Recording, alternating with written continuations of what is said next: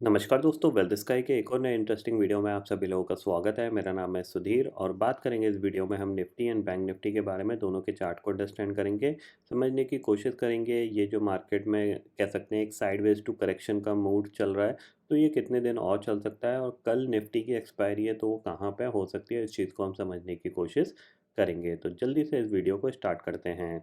Video start करने से पहले सबसे पहले बात कर लेते हैं मार्केट एट 11 के वीडियो की। मार्केट एट 11 के वीडियो में मैंने आपको क्लियरली समझाया था कि मार्केट में कोई बड़ा फॉल नहीं आएगा। मार्केट मोस्ट प्रॉब्ली साइडवेज से ही रिएक्ट करेगा, क्योंकि ऑलरेडी पिछला वीक ऑलरेडी ट्रेंडिंग वॉलेटाइल सब कुछ हो चुका है। अब मार्केट को रिलैक्स चाहिए और वो रिलैक्स ही करता हुआ दिखाई देगा। तो आप देख सकते हो कि मॉर्निंग में इसने थोड़ी सी वो यहाँ पे वॉलेटिलिटी क्रिएट करी, ऊपर गया नीचे आया, उसके बाद ये साइडवेज चला गया। निफ्टी थोड़ा सा प्रेशर में रहा, बैंक निफ्टी प्योरली साइडवेज रहा। अगर आप देखोगे तो बैंक निफ्टी देख सकते हो आप, पूरा इसने ऑलमोस्ट 100 पॉइंट के अंदर अपना पूरा दिन निकाल दिया और जो भी प्रीमियम था वो सारा डाइल्यूट हो गया, क्योंकि जाहिर सी बात है आज बैंक निफ्टी की एक्सपायरी थी तो मोस्ट इंपॉर्टेंट बैंक निफ्टी को कंट्रोल करना ज़रूरी था। तो ऑप्शन सेलर्स ने बैंक निफ्टी को काफ़ी अच्छा कंट्रोल किया। निफ्टी की एक्सपायरी कल है तो ये जो बेसिकली फॉल आया है तो हो सकता है ये कल रिकवरी में कन्वर्ट हो जाए। ठीक है, बट इम्पॉर्टेंट चीज़ क्या है? इम्पॉर्टेंट चीज़ है आज रात का इवेंट। आज शायद यूएस फेड पॉलिसी आने वाली है, उसका आउटकम आएगा।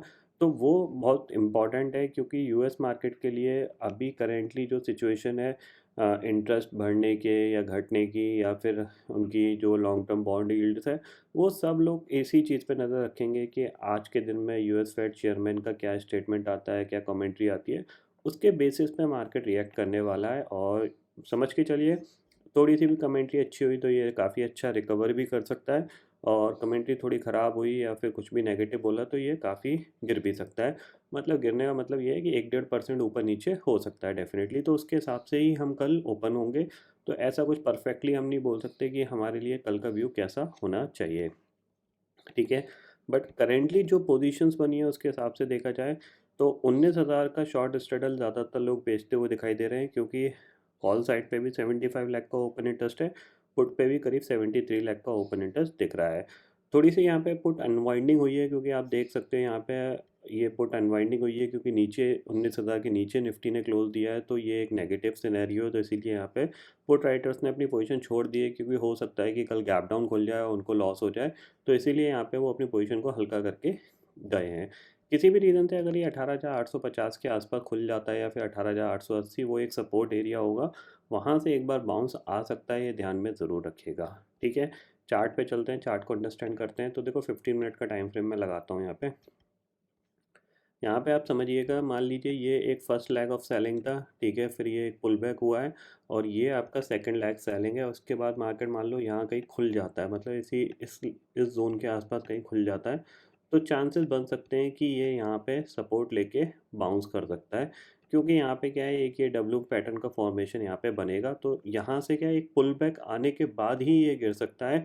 चांसेस वेरी हाई कि यहाँ पे सपोर्ट लेके बाउंस कर सकता है। इसीलिए मैं आपको यहाँ पे बोल रहा हूँ कि अगर किसी भी रीज़न से 18,850 या फिर 18,880 के आसपास खुलता है, तो वहाँ पे एक पुल बैक आ सकता है। तो आप वहाँ पे कोई एग्रेसिव सेल प्लान मत करिएगा, ये पॉइंट ध्यान में रखिएगा। क्योंकि इंपॉर्टेंट चीज़ क्या है, मार्केट गिर रहा है, गिरने के साथ प्रीमियम जंप करना चाहिए। ऐसा नहीं है कि मार्केट गिर तो रहा है, प्रीमियम जंप ही नहीं कर रहे हैं पुट साइड के, तो उसमें आपको कुछ प्रॉफिट नहीं मिलने वाला है। ये ध्यान में ज़रूर रखिएगा।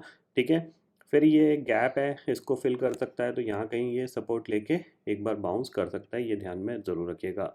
बहुत बड़ा गैप अप खुल जाता है, मान लो ये अराउंड 18,000 सॉरी 19,150 170 के जोन में खुलता है, तो वहाँ पे भी आप कह सकते हैं प्रॉफिट बुकिंग के लिए सेलिंग कर सकते हैं। ये ध्यान में, मतलब बड़ा गैप अप बड़ा गैप डाउन में आप कॉन्ट्रा ट्रेड प्लान करोगे तो चांसेस बन सकते हैं कि आपको कुछ प्रॉफिट मिल जाए, क्योंकि प्रीमियम अपोजिट साइड के ही ड्रॉप होंगे, वो प्रीमियम दोबारा से कह सकते हैं बढ़ सकते हैं।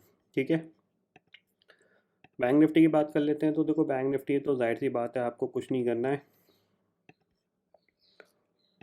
इसके ऊपर 5 मिनट की कैंडल क्लोज देता है, बाय करने की कोशिश करेंगे हम। टारगेट हमारे पास होना चाहिए 43,000 का। इसके नीचे की कैंडल क्लोज करता है 5 मिनट की, सेल करने की कोशिश करेंगे, टारगेट होना चाहिए 42,400 का। दोनों साइड पे करीब करीब 200 पॉइंट आपको मिल सकते हैं जब भी ये इस चैनल के बाहर या अंदर निकलने की कोशिश करें, यानी नीचे की तरफ ब्रेकडाउन देगा या फिर ऊपर की तरफ ब्रेकआउट देगा, दोनों साइड आपको 200 पॉइंट मूवमेंट मिल सकता है।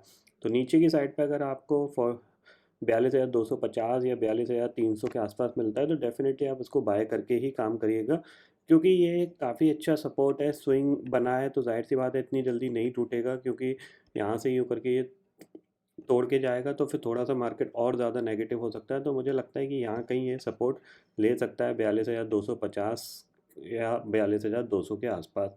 तो आपको जो भी आप प्लान करो थोड़ा सा कम क्वांटिटी में करिएगा, क्योंकि इवेंट है, इवेंट के बेसिस पे कैसा कल मार्केट रिएक्ट करेगा इसका आइडिया फ़िलहाल कुछ नहीं है। बट ये समझ के चलिए कि ये जो पर्टिकुलर एरिया है ये आपके लिए एक सपोर्ट का काम करेगा, यानी 18,850 और 42,200 250 ये आपके लिए एक सपोर्ट के एरिया है नीचे की तरफ।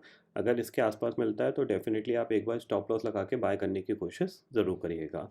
ठीक है, ग्लोबल मार्केट की सिचुएशन देख लेते हैं। करेंटली इंडेक्सेस फ्यूचर्स में जाते हैं तो देखते हैं डाउ फ्यूचर करीब 132 पॉइंट नेगेटिव है, नैस्डैक फ्यूचर करीब 63 पॉइंट नेगेटिव है, यूरोपियन मार्केट फ्लैट है। तो इसका मतलब क्या है कि कह सकते हैं एक अनसर्टिनिटी है इवेंट से पहले की, अभी ये रिकवर हो गए थे बट फिर फॉल आ गया है। तो कहीं ना कहीं एक वॉलेटिलिटी रहेगी इवेंट से पहले की। इवेंट के बाद देखते हैं डायरेक्शन किस साइड पकड़ता है मार्केट। अगर ग्लोबल मार्केट रिकवरी आती है तो बहुत अच्छी बात है, फिर हम भी यहाँ पे रिकवर करने की कोशिश करेंगे। और अगर फॉल आता है तो हमारे लिए थोड़ा सा नेगेटिव सिनेरियो बढ़ता हुआ दिखाई दे सकता है। ये पॉइंट आपको ध्यान में रखना है, ठीक है। तो आई होप दोस्तों ये पर्टिकुलर डाटा आपको समझ में आ गया होगा। दोस्तों फिलहाल इस वीडियो में इतना ही है। आई होप ये वीडियो आपको पसंद आएगा। वीडियो पसंद आता है तो लाइक और शेयर ज़रूर करिएगा, और चैनल को जो सब्सक्राइब कर लीजिए, क्योंकि मैं सुधीर लेके आता रहूँगा हर दिन आपके लिए नए नए वीडियो। इसी के साथ शुक्रिया दोस्तों, जय हिंद।